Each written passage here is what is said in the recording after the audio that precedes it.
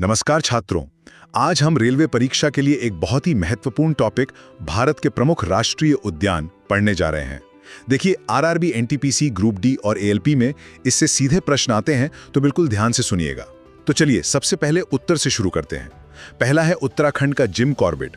ये क्यों खास है?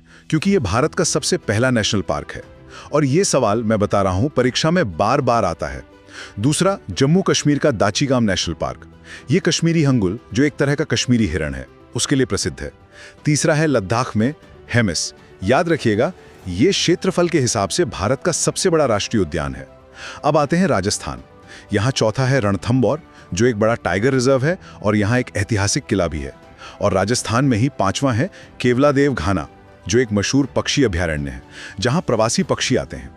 अच्छा, छठा, अगर आपसे पूछा जाए कि एशियाई शेर कहाँ मिलते हैं, तो याद रखिए भारत में सिर्फ एक ही जगह है, गुजरात का गिर नेशनल पार्क।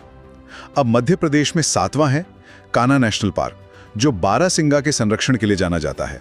और यहीं पर 13वां है बांधवगढ़, जहां भारत में बाघों का घनत्व सबसे ज्यादा है।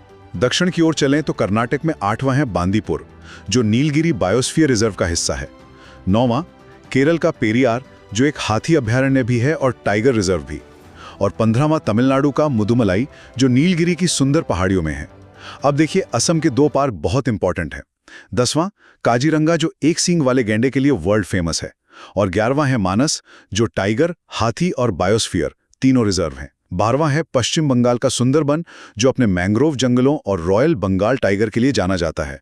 और आखिर में 14वां है छत्तीसगढ़ का इंद्रावती, जो प्रोजेक्ट टाइगर के तहत आता है।